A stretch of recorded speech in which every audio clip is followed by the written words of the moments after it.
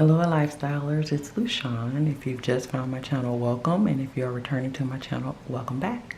Thank you so much for supporting me here on Lushawn's Lifestyle. I truly do appreciate it. Go ahead and click that subscribe button so you don't miss any, and the notification bell so you don't miss any of my videos. I do upload extremely frequently. If you like my channel, please consider sharing it with your friends and family. I truly would appreciate it.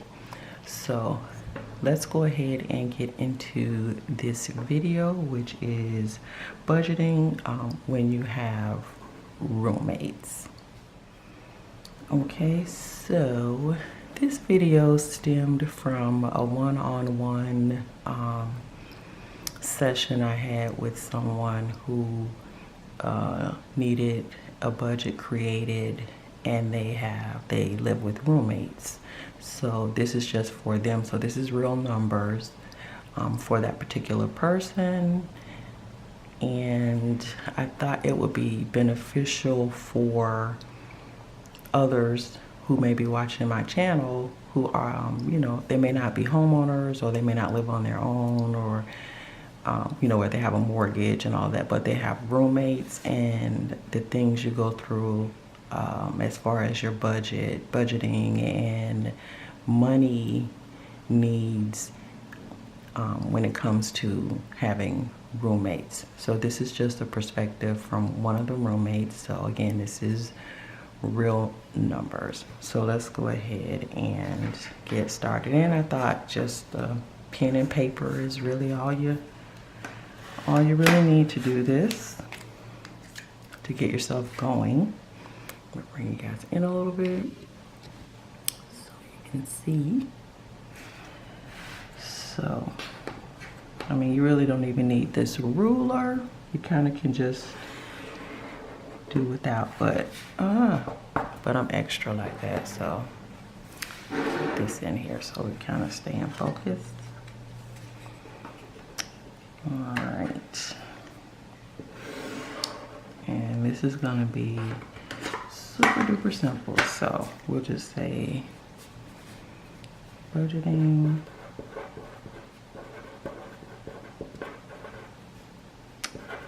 when you have roommates. And I'm sure at some point in all of our lives, well, maybe not everyone, but most of us can kind of relate to this.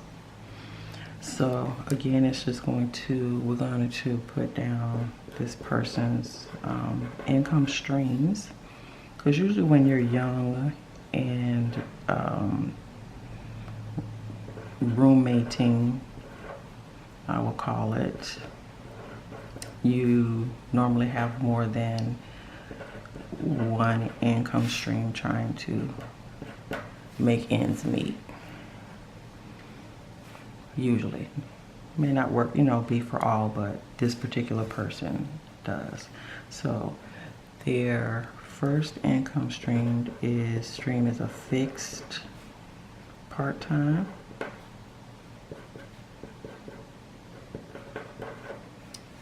and that is $324 for the month, and this will be all totals for the month. So that's that. Then they have another fixed part-time. That's $600 for the month. And then they have their side hustle, which is variable, but we're taking the lowest amount that they've made on their side hustle and using that as the base, and that's $300. So their total income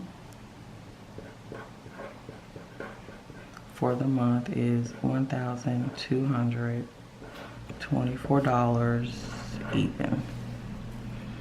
All right, so that's what they're dealing with, and it could be more depending on what they do for their side hustle, but we're using the lowest amount that they've brought in on their side hustle for the month. So now let's get into their bills and expenses.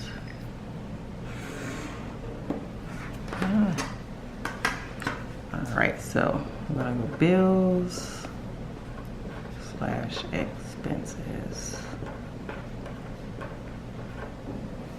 What is budgeted? Their actuals, although we won't get into their actuals, but we'll get into what they're budgeting, what we budgeted for that person. Okay, so of course they have rent, and they did a really smart thing. This person insisted on separate leases, so no one is beholden to the other person when it comes to the lease. If someone breaks their lease, then they move out of the place. It doesn't affect the others, and it's 3 of them. So they have rent and they're separate leases.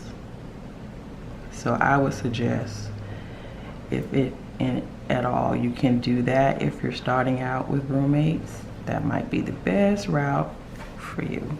So this person's rent is $500. And then they have electric. And they, of course, that is split 3 ways. And their electric is normally about, on average, $180. So we're just gonna put 180 3 ways. So this person pays $60 towards that. Then they have water, and that's normally about $45, and that's 3 ways. And this person pays about $15. Then there's Wi-Fi, and again that's $45, about 3 ways. Again, $15. Okay, and then this person has their cell, and that is $50 per month for their cell. All right, so let's go ahead and total up their fixed. These are their fixed bills and expenses, or theirs, I don't want to say. Okay, so that totals $640 for the month. Okay, so now let's get into the variables for this person.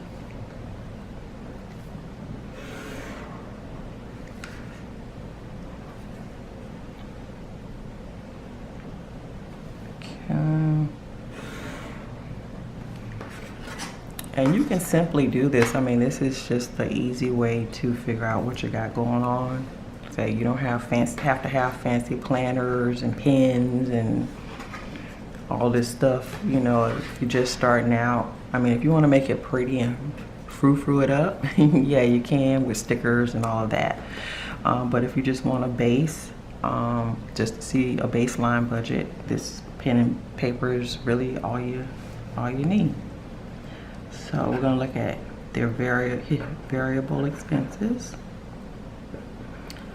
So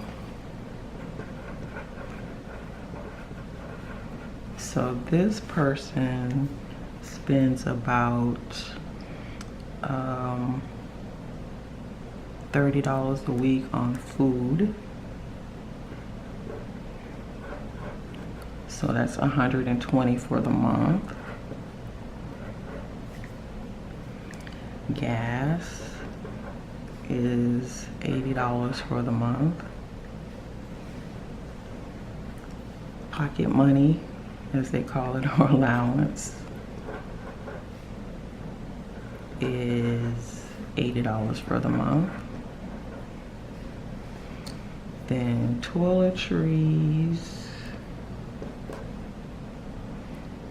And these are like, you know, deodorant, lotion, soap, that kind of stuff. Personal items, hygiene, that kind of stuff for this person, and that's $40. And then there is miscellaneous slash unbudgeted. I don't know if they, I think it's, they do, this person does like for, you know, paper goods, you know, toilet paper,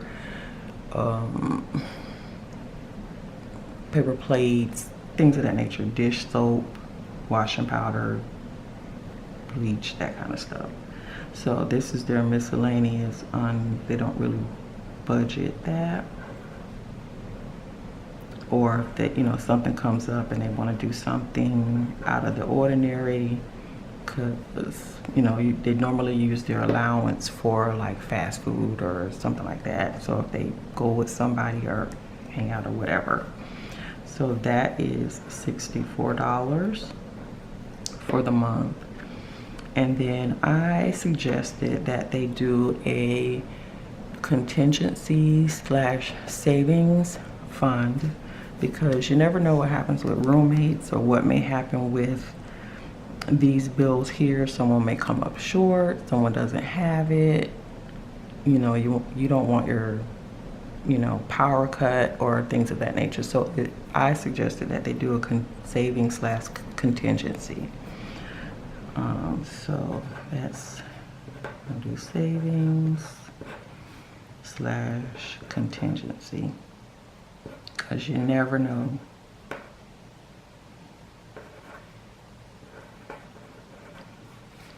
And that is $200 for the month. So that totals $584, because we want to make this a zero-based budget. So that's the total for that. So let's go ahead and see how the numbers look for this person. So we have their income,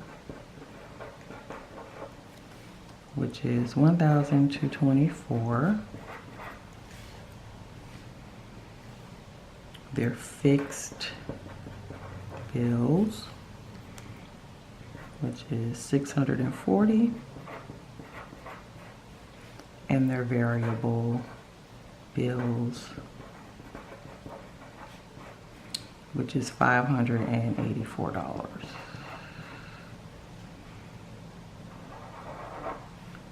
So if you do that, the math on that, we have 1,224 minus 640 minus 584 equals 0. So that takes them to 0. They put their money somewhere and told it what to do. So this is what you have. Even if you are living with roommates, there's really, you know, no reason why you should not have a budget. It's probably even more